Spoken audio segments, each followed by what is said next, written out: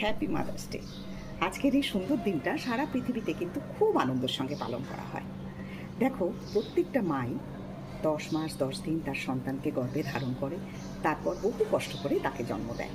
শুধু তাই নয়, তারপর সে ধীরে ধীরে সেই সন্তানকেই সুশিক্ষায় শিক্ষিত করে এই পৃথিবীর আলোয় আলোকিত করে তোলে। অথচ দেখো, এই মা যখন ধীরে ধীরে একদিন বৃদ্ধা হয়ে যান, তার কর্মক্ষমতা কমে যায়, সে চোখে দেখতে পায় না, তখন কি সব সন্তান সেই মাকে দেখে? আমার তো মনে হয় না। কিছু কিছু সন্তান আছে যারা কর্মক্ষেত্রে বিদেশে থাকে, তখন মায়ের দায়িত্ব কে নেবে এই ভাবনা ভেবে নয় তাকে বৃদ্ধাশ্রমে, নয়তো কোনো কাজের লোকের হাতে দিয়ে সব দায়িত্ব ছেড়ে ফেলে। মার কী প্রয়োজন, মার কী দরকার, মার পাশে গিয়ে একটু বসি, এটা তাদের মাথাতেও আসে না।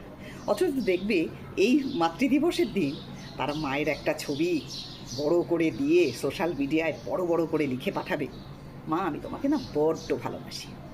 তাদের জন্য কিন্তু মাতৃদিবস নয়, মাতৃদিবস তাদের জন্যই যারা মাকে প্রকৃত ভালোবাসে। আর আরেকটা কথা, মাতৃদিবস কিন্তু শুধু একদিনের জন্য নয়, প্রতিদিন। কেননা প্রতিদিনই কেউ না কেউ মা হচ্ছে। তাই মাতৃদিবস সবার প্রত্যেক দিনের শুভ মাতৃদিবস।